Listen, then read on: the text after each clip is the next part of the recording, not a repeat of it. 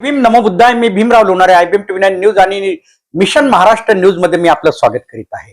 मी यावेळी प्रभाग क्रमांक 7 मध्ये आहे आणि प्रभाग क्रमांक 7 मध्ये 3 जे नगरसेवक निवडून आलेले आहेत ते काँग्रेसचे आलेले आहेत आणि एक नगरसेवक जो आहे तो बहुजन समाज पार्टीचे आलेला आहे.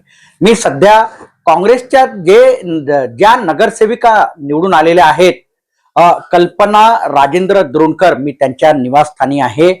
ताई जय भीम. जय भीम. कसे आहात? छान आहे एकदम. तुम्ही राजेंद्र द्रोणकर साहेबांचं स्वप्न पूर्ण केलं, काय सांगाल? बिलकुल. माझ्या मिस्टरांचं स्वप्न होतं की नगरसेवक बनायचं म्हणजे बनायच्या, तर मी ते स्वप्न पूर्ण केलं. राजा द्रोणकर साहेब नेहमी म्हणायचे की मला नगरसेवक बनायचं आहे.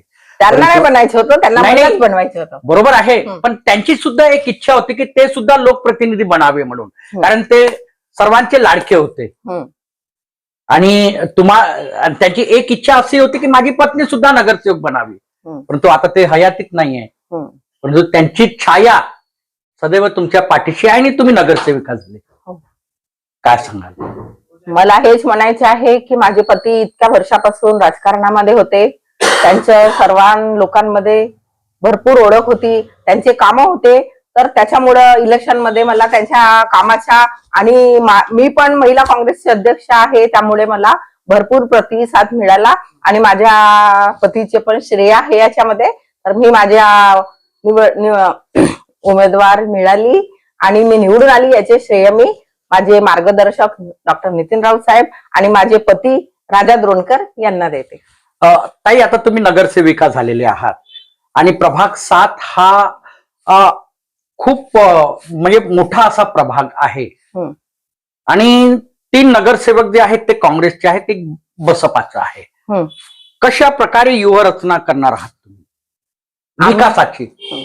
आम्ही सर्वात आधी आम्ही पट्टे वाटपचा मुद्दा उचललो, तर आम्ही 3ही नगरसेवक जे काँग्रेस पार्टीचे निवडून आलेले आहोत, आम्ही पूर्ण प्रभागामध्ये पूर्णपणे विकास करू. आम्ही मिळून समंजस्य साधून पूर्ण प्रभागामध्ये आम्ही छान विकास करायचा प्रयत्न करू. असं तर नाही की वेगवेगळ्या म्हणजे वस्त्यांच्या विकासासाठी वेगवेगळे नगरसेवक, म्हणजे 3 नगरसेवकांनी असं वाटून नाही पूर्ण प्रभागाचा विकास? नाही, आम्ही पूर्ण प्रभागाचा विकास 3ही उमेदवार होते जे 3ही नगरसेवक ते मिळून करू. आम्ही. किती स्लम भाग आहे या परिसरात? भरपूर स्लम भाग आहे. बाराखोलीला आहे, परत इकडे लष्करी बाग भोसलेवाडीला आहे, कुराटकाट पेठ आहे, बाळाभाऊ पेठला आहे. स्लम एरिया भरपूर प्रमाणात आहे. तिथे सांडपाण्याच्या सोयी नाही, स्वच्छ पाणी येत नाही आणि पट्टे वाटपचा मेन मुद्दा आहे, तर आम्ही पट्टे वाटपच्या मुद्द्याला आधी प्रथम प्राधान्य देऊ. ताई, बरोबर आहे तुमचं की पट्टे वाटपांचा मुद्दा तर हा आहेच, पण तुमच्या मतदार क्षेत्रामध्ये तुम्हाला माहिती असेल डॉक्टर बाबासाहेब आंबेडकर रुग्णालय आहे आणि इंदोरा मेट्रो स्टेशन सुद्धा आहे. स्थानिकांना रोजगार मिळायला हवा डॉक्टर बाबासाहेब आंबेडकर रुग्णालयामध्ये, परंतु स्थानिकांना रोजगार नाही मिळत. मिळेल ना. हॉस्पिटलचं काम काय प्रयत्न करणार? हॉस्पिटलचं काम सुरू आहे. हॉस्पिटल सुरू झाल्यानंतर भरपूर उत्तर नागपूरच्याच लोकांना तिथे रोजगार मिळेल. कशा प्रकारे? तुम्ही कसं द्याल? गाडी स्टँड पासून राहील, तिथे हॉस्पिटल्स आहेत, हॉस्पिटल आहे आणि परत नाही, स्टँड पासून ते सायकल स्टँड वगैरे हे वगैरे वगैरे हे तर टेंडर निघते. परंतु मला एक गोष्ट सांगा, तुमच्या या प्रभागामध्ये जे शिक्षित मुलं आहेत, शिक्षित बेरोजगार आहेत, त्यांनाच तिथे रोजगार मिळायला हवा. हो, आमचा प्रयत्न हाच असेल की आपण आपल्या उत्तर नागपूरच्या युवक युवतींना जास्त त्या हॉस्पिटलमध्ये रोजगार मिळावा. महिलांसाठी काय प्रयत्न राहील प्रभागातील? महिलांसाठी पण आमच्या महिला बचत गट आहे, सशक्तीकरणाचा प्रयत्न राहील आणि महिलांना पण कसं त्यांचे उद्योग वगैरे वाढवता येईल याच्याकडे लक्ष दिलं जाईल. आता तुमच्या प्रभागामध्ये झोपडपट्टी जास्त आहे. मायानगर आहे, विद्यानगर आहे, पंजाबी लाईन आहे, लष्करी बाग आहे. म्हणजे म्हणजे सांगण्याचं तात्पर्य की 70% जो परिसर आहे तो तुमचा या प्रभाग 7 मध्ये झोपडपट्टीचा परिसर आहे. त्या भागातील जे नागरिक आहेत त्यांना मूलभूत ज्या सुविधा असतात त्या मिळत नाही. त्यांना पाण्याची समस्या आहे, त्यांना गटारीची समस्या आहे, त्यांचे मुलं उच्च शिक्षण घेऊ शकत नाही, महानगरपालिकेच्या शाळा आज गायच्या गोठा झालेल्या आहे, तुमचा काय प्रयत्न राहील?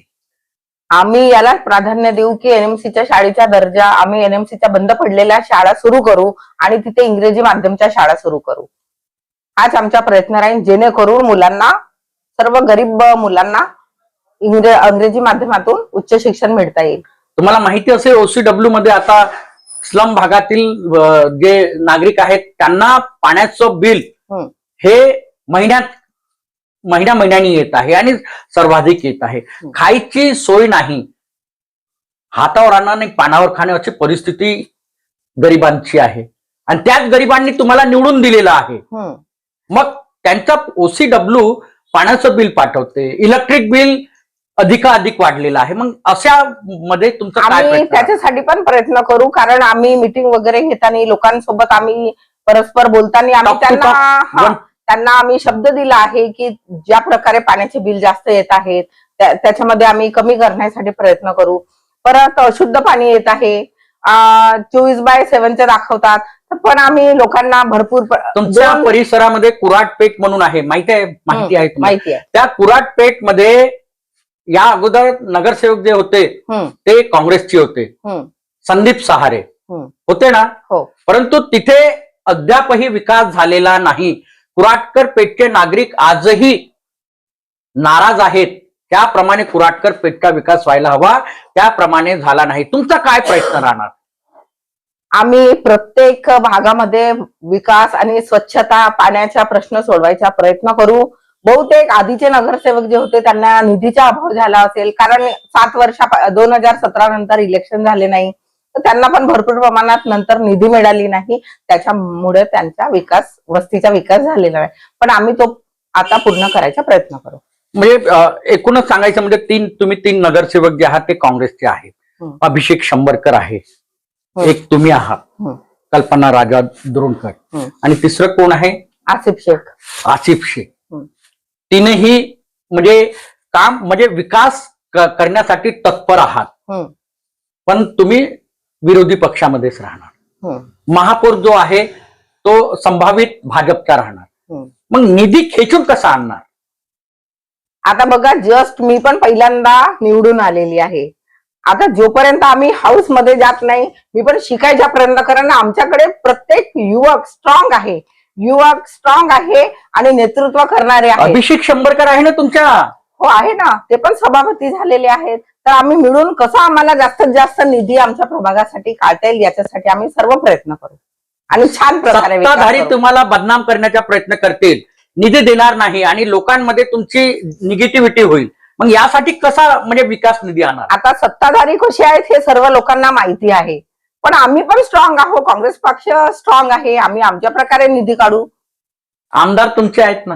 हो, आमदार आमचे आहेत ना, आणि आम्ही पण सगळं कॅन्डिडेट आम्ही सक्षम. आमदार आणतील का? आमदार निधीतून विकास कराल का काही? आम्ही सध्या महानगरपालिकेतून निधी ओढून विकास करायचा प्रयत्न. नाही, पण नगरसेवकाला आमदार निधीतून, खासदार निधीतून सुद्धा निधी मिळतो, माहिती आहे? जर आमदार निधीमधून आम्हाला फंड राहील तर आम्ही तो पण प्रयत्न करू. मला ताई एक गोष्ट सांगा, तुम्ही एक अजेंडा काँग्रेसचा तयार केलेला आहे. त्या अजेंडामध्ये 5 वर्षाचा तुमचा आराखडा तुम्ही तयार केलेला आहे की आम्ही अशा प्रकारे, आमचा काँग्रेसचा अजेंडा आहे आणि निवडून आलं तर आम्ही अशा प्रकारे विकास करणार. 5 वर्षात करणार? बिलकुल करणार. काय काय विकास काम आहेत आमच्या अजेंडामध्ये जे दिलेलं आहे? काय अजेंडा आहे? शिक्षण, आरोग्य, शाळेंचा दर्जा वाढवणं हा अजेंडा आहे आमचा. रोजगार देणं, महिलांना सशक्तीकरण, महिला सशक्तीकरण करणं, जे आम्ही मुद्दे दिले आहेत ते आम्ही 5 वर्षात पूर्ण करायचा प्रयत्न करू. मतदारांनी तुम्हाला भरभरून असं मतदान केलेलं आहे, सर्वाधिक. काय सांगा, काय आभार कसे मानाल त्यांचे? प्रभाग 7च्या सर्व मतदारांना मी धन्यवाद देते की त्यांनी भरपूर प्रमाणात आमच्यावर विश्वास दाखवून मला भरपूर मतांनी विजयी केलं आणि मला माझ्या कॉम्पिटिटिव्ह मध्ये सर्वात जास्त लीड मिळाली. 5,500ची लीड मिळाली आहे. त्याबद्दल मी सर्व मतदारांचे मनापासून धन्यवाद देते. जय भीम, जय संविधान. निश्चितच. तर ह्या होत्या कल्पना राजा दुरोणकर. कल्पना ताई ज्या आहेत त्या विकास करण्यासाठी तत्पर आहेत प्रभाग 7चा. कधीही तुम्ही 24/7 ते नगरसेवक असताना आता सेवकच राहतील, ते नागरिकांच्या सेवेतच ते काम करणार आहेत. 24/7 ते नागरिकांच्या सेवेत राहणार आहेत. ज्याही समस्या असतील ते सोडवण्याच्या पुरेपूर 5 वर्षामध्ये प्रयत्न करणार आहेत. त्यांनी जो अजेंडा दिलेला आहे तो अजेंडा 5 वर्षात पूर्ण करण्याचा त्यांनी संकल्प केलेला आहे. आणि त्यांच्या सोबत जे आहेत उत्तर नागपूरचे आमदार नितीन राऊत हे त्यांच्या पाठीशी आहेत. मग उत्तर नागपूरच्या आमदारांचा जर साथ त्यांना असेल, जरी ते विरोधामध्ये बसलेले असतील तरी सुद्धा प्रभाग 7च्या ते सर्वांगीण विकास करणार आहेत. तुम्हाला खूप खूप शुभेच्छा ताई. खूप खूप धन्यवाद. जय भीम, नमो बुद्धाय. जय भीम, नमो बुद्धाय, जय संविधान. तर आपण बघत राहा IBM TV9 news, mission Maharashtra news. आमच्या चॅनलला लाईक करा, सबस्क्राईब करा, आयकॉन बेल बटन मात्र दाबायला विसरू नका. धन्यवाद, नमस्कार, जय भीम, नमो बुद्धाय.